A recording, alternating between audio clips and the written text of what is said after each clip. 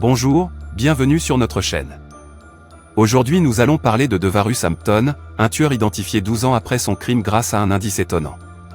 En 2011, Devarus Hampton tue un homme en lui tirant dessus à plusieurs reprises.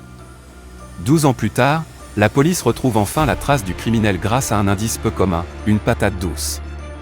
Vous allez découvrir dans cette vidéo l'histoire étonnante du tueur aux patates douces. En février 2011, la police du Massachusetts découvre dans la ville de Yannis le cadavre de Todd Lampley, âgé de 31 ans. Aucun doute sur les circonstances de sa mort, on lui a tiré dessus, à 3 reprises, à travers sa fenêtre. Sur la scène du crime, les agents découvrent 3 douilles, un téléphone portable, et un dernier indice étonnant, une patate douce. Il y avait un petit trou à l'intérieur de la patate sur toute la longueur. Et il y avait plusieurs morceaux de patate sur le rebord de la fenêtre et sur le sol, ont-ils déclaré.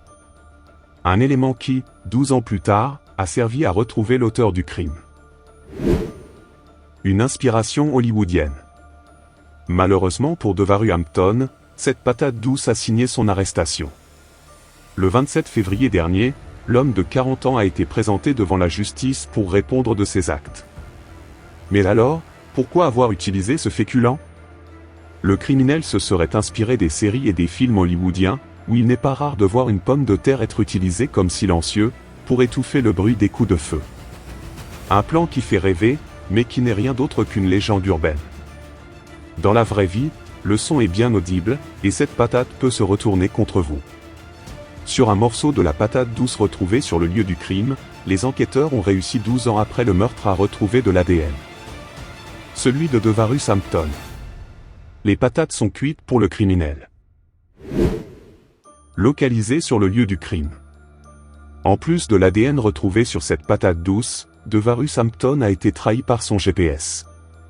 Un appareil qui lui avait été ordonné par le tribunal, enregistrant tous ses déplacements. Le soir du meurtre de Todd Lampley, on a pu localiser le tireur sur le lieu du crime grâce aux données de l'appareil et l'endroit où il s'est débarrassé de l'arme.